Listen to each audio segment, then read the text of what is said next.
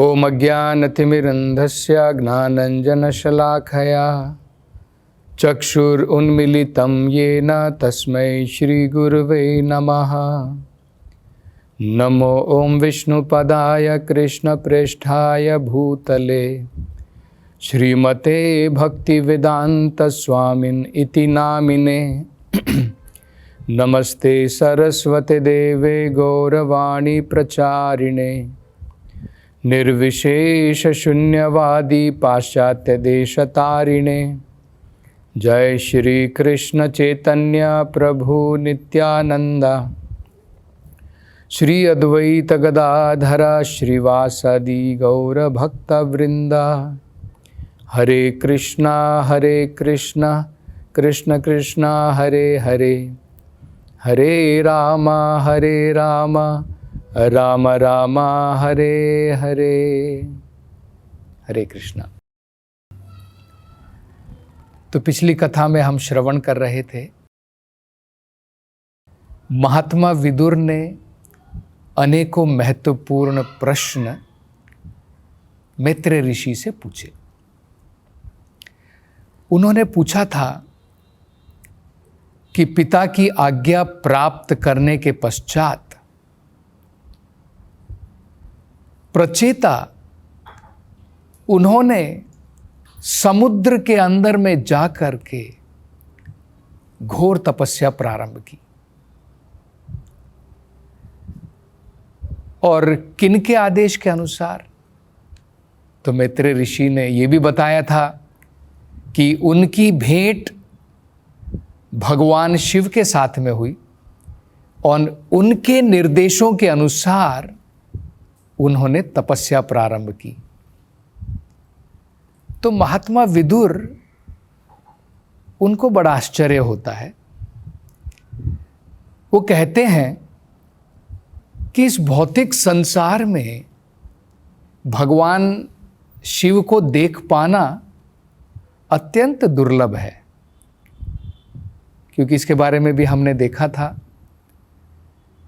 ब्रह्मा जी के द्वारा रचना की जाती है, भगवान विष्णु स्वयं सृष्टि का पालन करते हैं, भगवान शिव का कार्य केवल प्रलय के समय में होता है। तो अन्य समय में भगवान शिव के दर्शन करना बहुत दुर्लभ है। तो किस प्रकार से प्रचेताओं ने भगवान शिव के दर्शन किए, उनको अपने गुरु के रूप में स्वीकार किया और उनके आदेशों का पालन कैसे किया, और इनके बीच में क्या वार्तालाप हुई।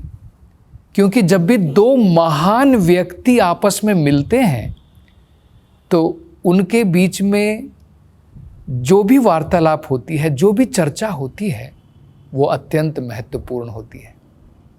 तो ये प्रश्न जो है महात्मा विदुर ने पूछे थे।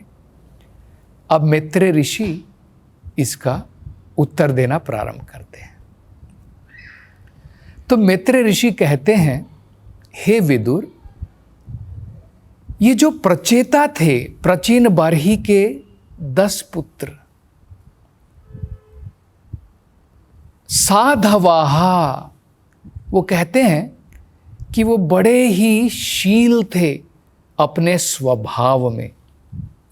साधु का मतलब, ये जो साधवाहा जो शब्द है, जिसे अंग्रेजी में हम कह सकते हैं जेंटल, ये शब्द जो है साधु शब्द से आया है। तो मतलब जिसके अंदर में साधु के महान गुण होते हैं, उसको साधवाहा कहा जा सकता है।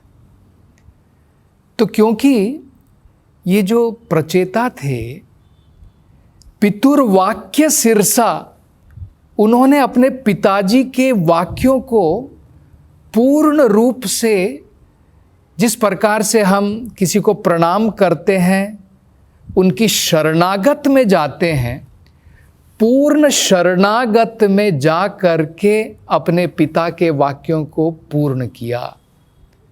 तो उसको कह सकते हैं कि उन्होंने अपने पिताजी के वाक्यों को अपने सर के ऊपर धारण किया। मतलब पूर्ण शरणागति के साथ में पिता के वाक्यों को पूर्ण किया, जो पिता ने आदेश दिए थे। अब देखिए, ये बहुत महत्वपूर्ण बात आती है यहां पर कि पिता की भी जिम्मेदारी होती है कि जो उनके अधीन हैं, उनके जो सबॉर्डिनेट हैं, उनको उस प्रकार की शिक्षा, उनको उस प्रकार का अभ्यास प्रदान करना चाहिए जिसके द्वारा वो धीरे धीरे भगवान की भक्ति में लग सके। भागवतम में कहा है, पिता स न स्यात्, मातृ स न स्यात्, गुरुर् स न स्यात्, न मोचयेत यह समुपेत्युम मृत्युम। जो व्यक्ति जो उनके अधीन है, जो उनके सबॉर्डिनेट हैं, अगर उनको इस भौतिक संसार से मुक्ति नहीं दिला सकता है तो उसे गुरु नहीं बनना चाहिए, उसे माता पिता नहीं बनना चाहिए। तो पिता की जिम्मेदारी होती है, राजा की भी जिम्मेदारी है अपनी प्रजा को धीरे धीरे भगवान की भक्ति में लगाए, जिसके द्वारा उसको इस भौतिक संसार से मुक्ति की प्राप्ति हो सकती है।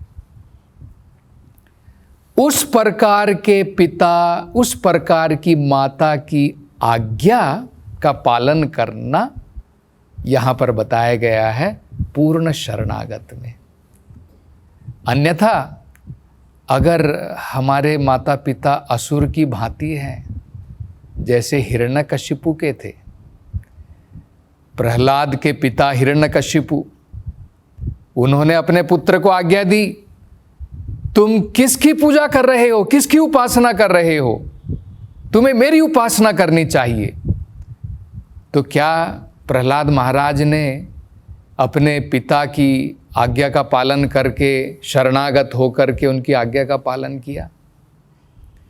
इसी प्रकार से शुक्राचार्य ने बलि महाराज को आज्ञा दी कि तुम इस वामन को कुछ भी प्रदान मत करो, क्योंकि ये वामन देव स्वयं भगवान विष्णु है और तुम्हारे साथ छल करने के लिए आया है। तो क्या बलि महाराज ने अपने गुरु शुक्राचार्य के वाक्यों को अपने सर के ऊपर लेकर के उनकी आज्ञा का पालन किया? नहीं। तो पिता हो या गुरु हो, उनको उस प्रकार की शिक्षा देनी चाहिए जिसके द्वारा व्यक्ति को इस भौतिक संसार से मुक्ति की प्राप्ति हो सके, भगवान की भक्ति के द्वारा। तो इनके जो पिता थे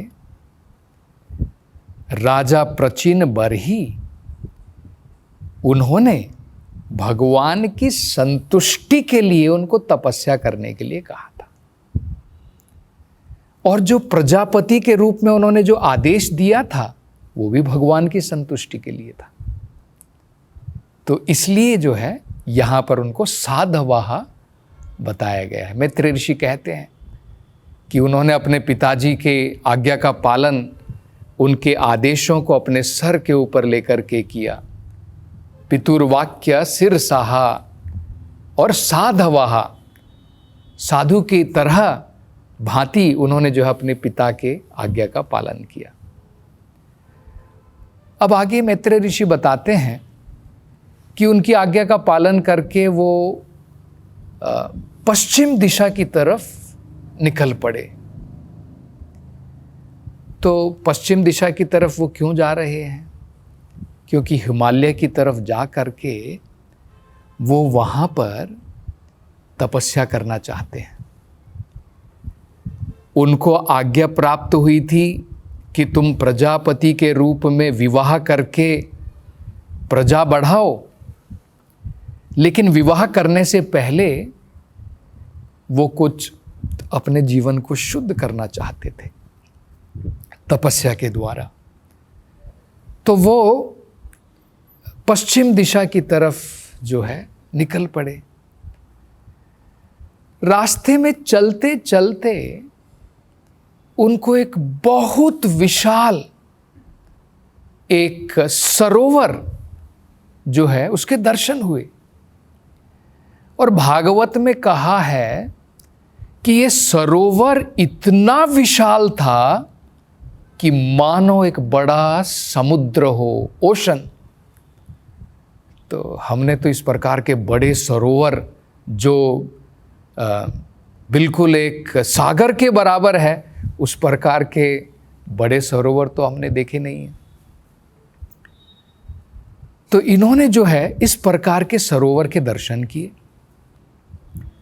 लेकिन बड़ा अद्भुत उस जगह के बारे में विवरण दिया है कि इतना विशाल सागर के समान जो वो सरोवर था, लेकिन बिल्कुल शांत।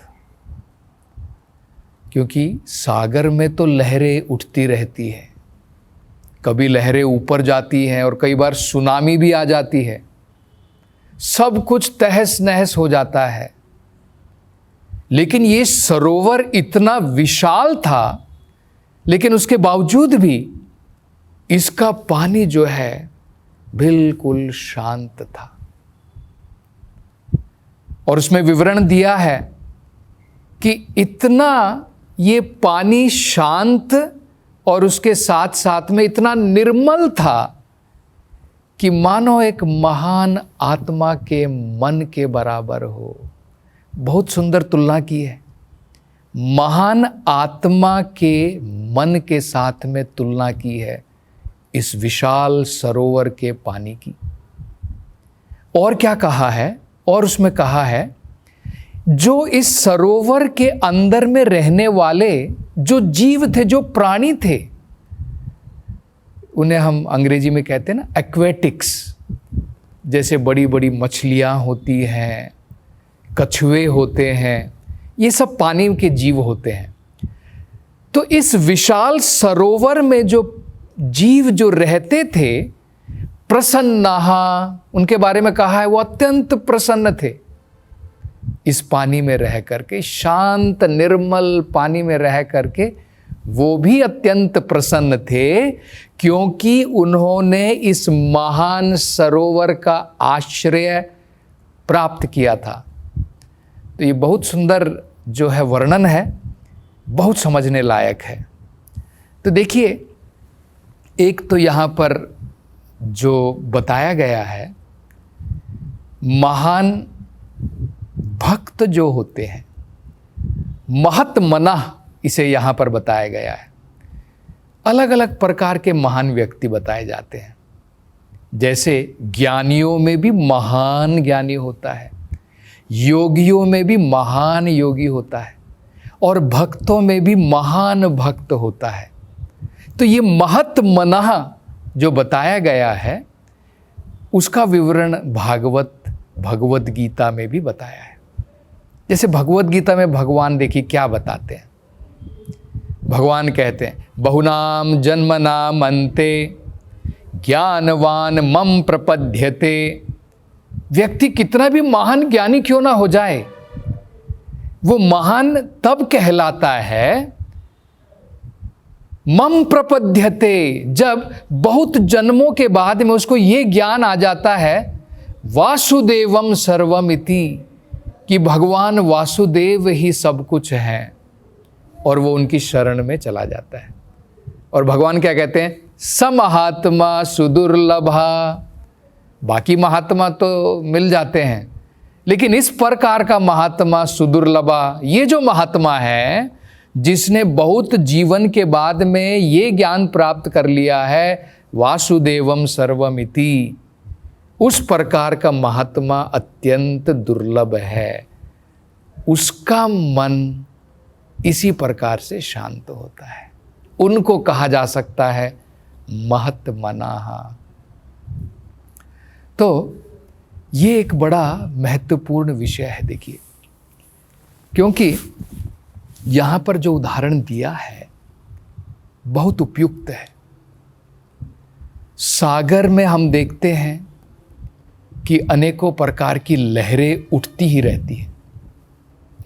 इसी प्रकार से जो भौतिक संसार है, इसको भी सागर बताया गया है, और इसके अंदर में भी अज्ञानता की लहरें उठती रहती है। इसलिए संसार को क्या कहते हैं? भव सागर। भव का मतलब है जिसने भी इसके अंदर में, जो भी इसके अंदर में आ गया, उसको जन्म और मृत्यु की लहरों में डूबना पड़ेगा।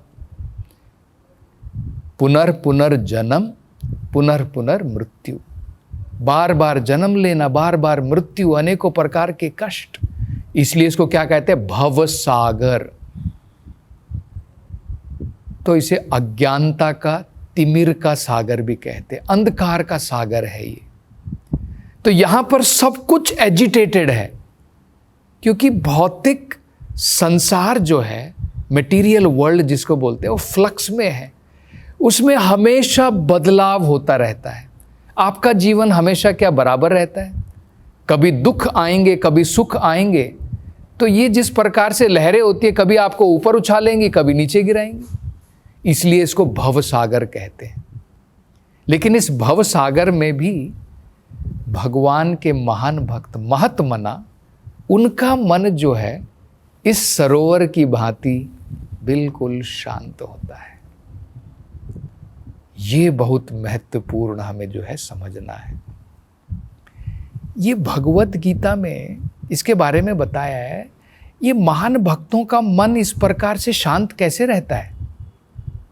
क्या कारण है? तो 3 बड़े महत्वपूर्ण जो है विषय बताए गए। एक में बताया है, गुरून् अपि दुःखेन न विचालयते। इस भौतिक संसार में बड़े बड़े दुख भी आते हैं हमारे जीवन के अंदर में, लेकिन भगवान का जो महान भक्त होता है, ना विचालयते, बड़े से बड़ा दुख भी आएगा तो भक्त का मन अशांत नहीं होता है।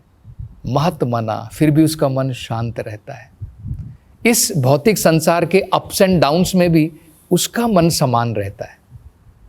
दूसरा बताया है, क्योंकि उसका मन भगवान के चरण कमलों पर फिक्स है, इसलिए संसार के उतार चढ़ाव से उसको फर्क नहीं पड़ता है। व्यवसायात्मिका बुद्धि एके हे कुरु नंदना, उसका मन तो पूर्ण रूप से भगवान के चरण कमलों में एकाग्र है, इसलिए उसको कोई बिल्कुल शांत है। तो और अब उन्होंने जो है क्या दर्शन किए, उसकी चर्चा हम अगली कथा में करेंगे। हरे कृष्ण।